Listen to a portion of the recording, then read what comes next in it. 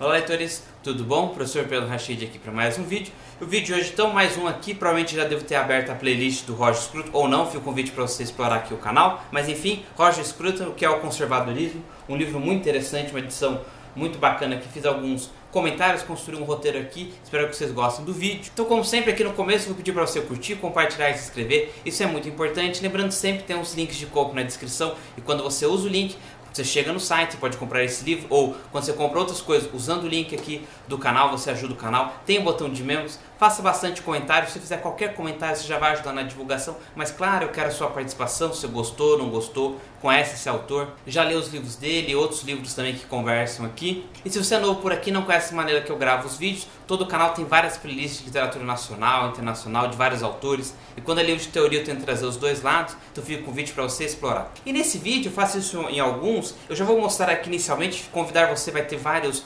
outros playlists, aqui no card, outros livros também. Então temos o que é conservadorismo, que é o que eu vou falar hoje, o que eu vou comentar aqui também, que eu li recentemente, mostrei no vídeo de últimas leituras, as vantagens do pessimismo, conversa por causa da estrutura, da maneira que ele aborda, porque esses três, né, o Como Ser Conservador, já tem vídeo aqui no canal, provavelmente vai estar aqui no card, e este aqui, o Vantagem do Pessimismo, e o de hoje aqui, que é o que é o conservadorismo.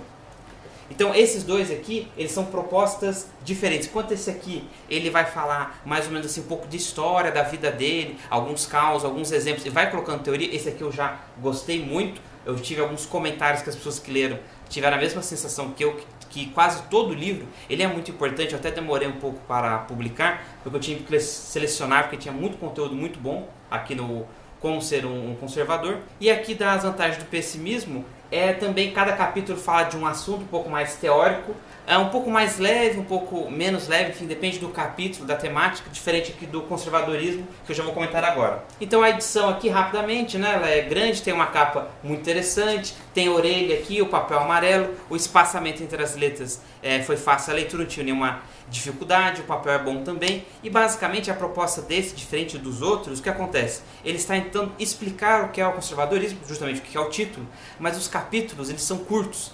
Então o que eu senti? Alguns temas eu acho que faltou, ele poderia ter colocado 1 ou 2 páginas a mais, e outros ele trabalhou, então eu consegui entender com facilidade. Então essa situação atrapalhou um pouco em alguns momentos, não digo dificuldade, mas teve essa, acho que faz parte da característica, porque cada livro, o autor aqui, ele teve com um objetivo.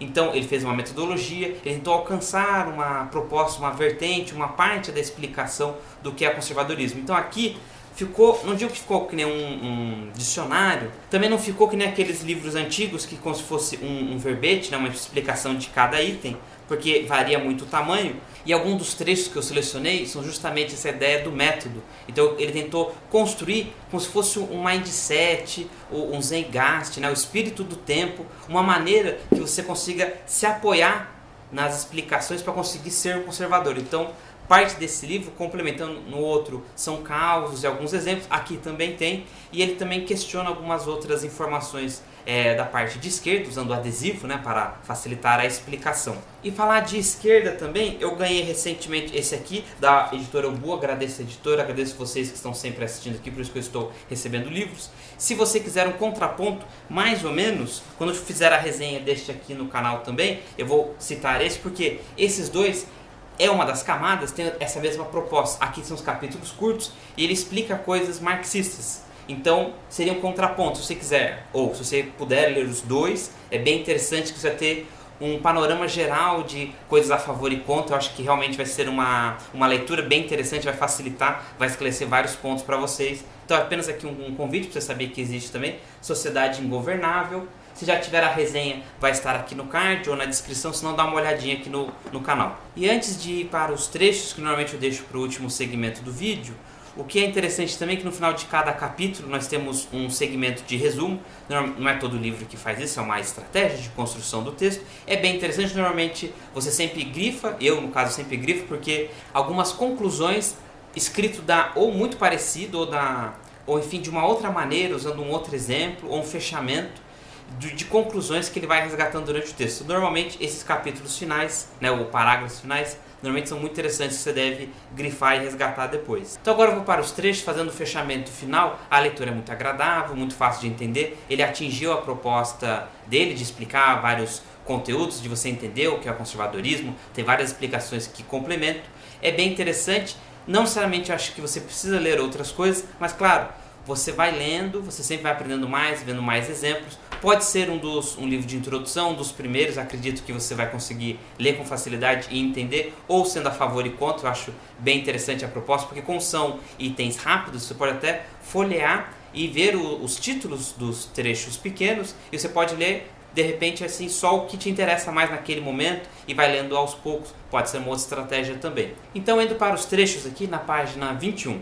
Isso significa que quando o conservador defende algo, o faz porque o conhece, porque esse algo faz parte de sua vida, de sua cultura, de seu ambiente. Ele consegue identificar a tentativa de intervenção que de alguma forma ameaça sua identidade. Essa postura reativa, segundo Scruton, não se dá por causa de argumentos a favor daquele algo, mas em virtude de uma relação integral, não meramente intelectual ou ideológica. Então essa ideia, até selecionei um outro trecho mais à frente, que é justamente a tradição, essa cultura, itens que estão sempre funcionando, e por causa disso você pode mudar, só que normalmente a diferença entre esquerda e direita, né, você ser conservador, é que você quer mudar mais devagar, porque provavelmente este item já faz 500 anos, 200 anos que a sociedade está aplicando. Então provavelmente ele é bom, ele está funcionando, tem mais vantagens que desvantagens. Então quando a esquerda aponta uma desvantagem, realmente pode ser uma desvantagem, mas tem que ver se essa desvantagem é o suficiente para a gente tentar mudar com essa velocidade. Claro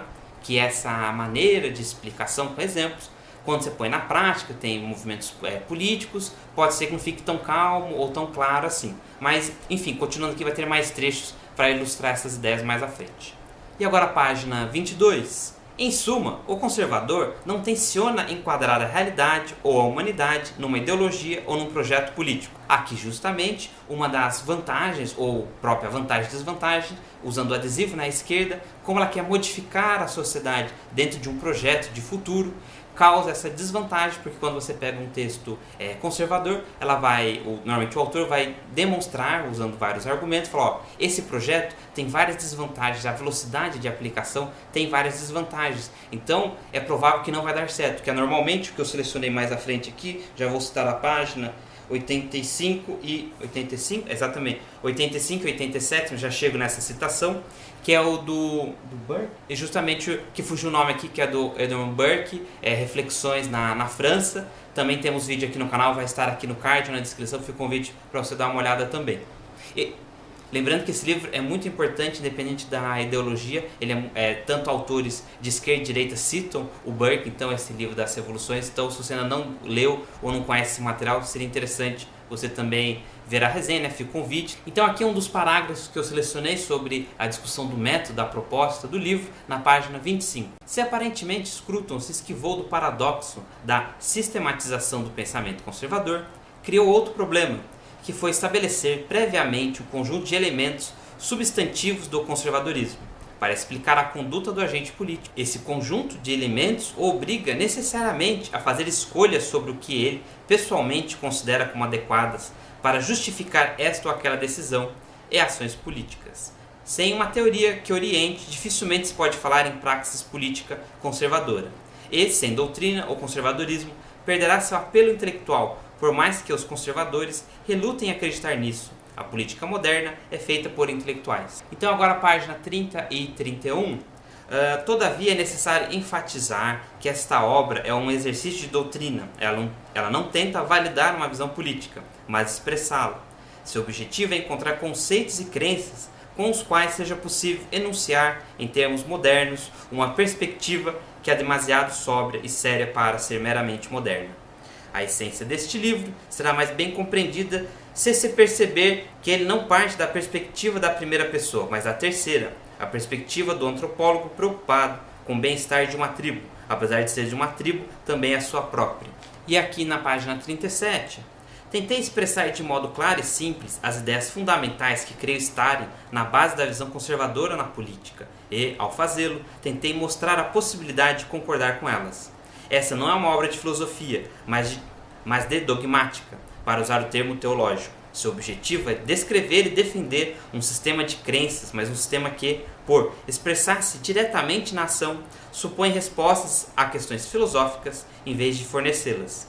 Não obstante, utilizei obras de filósofos políticos como Hegel, Marx e Oakeshott, muitas vezes sem me referir diretamente a eles e sempre tentando usar a minha própria linguagem. Então, o próximo comentário eu juntei a página 43 com a página 224 sobre o papel dos intelectuais, a importância de você construir ideias, aplicar, participar da política. Tem alguns trechos, temos livros aqui no canal que conversam com essa direção, tem outros livros também que eu comentei em outros vídeos, espero que no futuro já apareçam todos aqui no canal As Resenhas também. Sem doutrina, o conservadorismo perderá seu apelo intelectual, e por mais que os conservadores relutem em acreditar nisso, a política moderna é feita por intelectuais. Faz parte do conservadorismo resistir à perda de ideologia.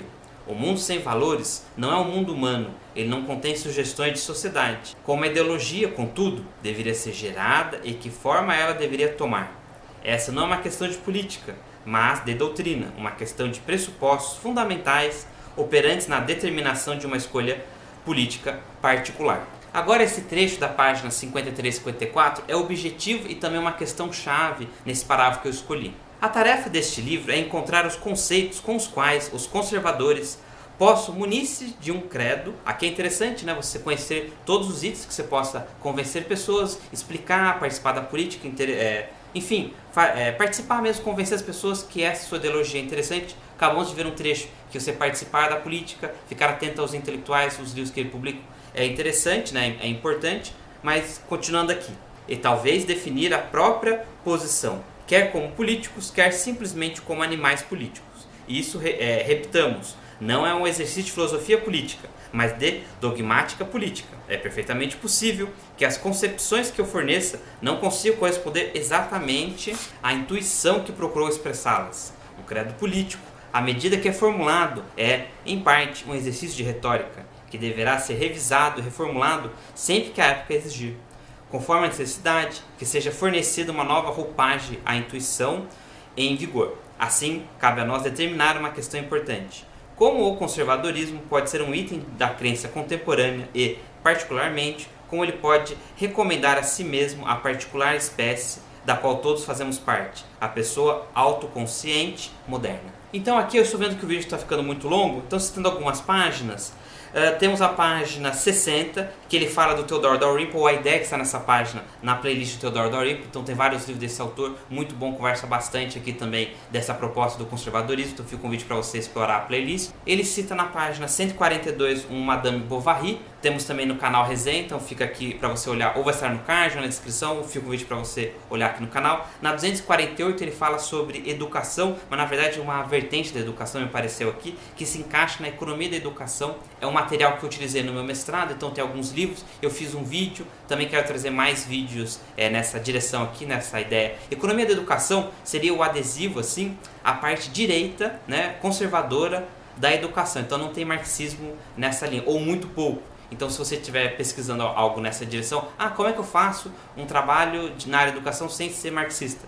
Escreva aí Economia da Educação, dê uma pesquisada, que você vai encontrar itens. E também temos o vídeo onde eu mostro livros aqui no canal. Continuando, uma próxima citação, eu ia ler, mas acho que o vídeo vai ficar muito longo. Da 85 até 87, tem citações muito, digamos assim, poderosas. Eu grifei aqui com o máximo de importância aqui no meu exemplo, na maneira que eu grifo livros. Temos na playlist de como estudar, também tem um vídeo de como que eu grifo livros, vai estar aqui no card, na descrição, enfim, fica o convite. E ele cita nessa ideia o Edmund Burke, como eu falei, que também temos vídeo aqui no canal. E na 116, o que ele fez? Ele comentou dois itens aqui, que também temos vídeo no canal, que é o Revolta de Atlas, do Ortega Gasset. O outro é o princípio de Peter, que todo mundo seria incompetente. Como assim todo mundo é incompetente? Você, digamos, é 110% numa tarefa. Aí você é promovido ou muda de tarefa. Aí na outra tarefa, você ficou 80%. Ainda é uma porcentagem muito boa, você vai ser eficiente, vai ter resultados. Só que não é mais o 110. E aí o pessoal fala, nossa, olha o Pedro, ele era 110, agora é 80, ele está incompetente. Seria mais ou menos esse insight. Mas enfim, temos também o Rebelião das Massas aqui no canal. Temos esse também, o do Todo Mundo é Incompetente, o princípio de Peter, também aqui no canal. E aqui para fechar, a última citação da página 301. Há, porém, um problema.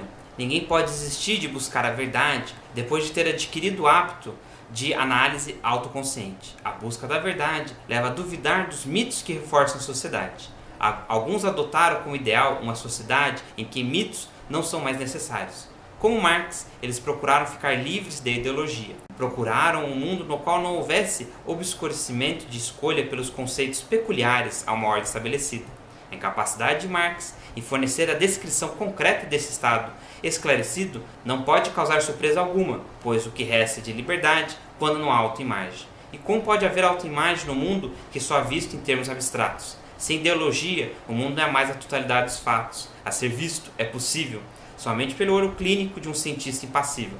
Felizmente, porém, nos falta essa visão e o conhecimento que nos permitirá vivê-la até o fim. Então, se chegou até aqui, muito obrigado. Se você curtir, compartilhar e se inscrever aqui no canal. Lembrando, sempre tem os links de compra na descrição. Como comentei, quando você utiliza eles, você ajuda o canal. Eu citei vários livros aqui, todos eles vão estar aqui na descrição. Provavelmente vai caber todos, ou aqui no card também. Fica um convite para você explorar o canal. Tem o botão de membros. Faça bastante comentários se você gostou, não gostou, conhece esse autor, quer algum livro específico. Gostou da maneira que eu abordei os temas, os trechos? Qualquer sugestão vai ser muito bem-vinda, a sua participação também. Então, basicamente é isso. Muito obrigado. A gente se vê no próximo vídeo.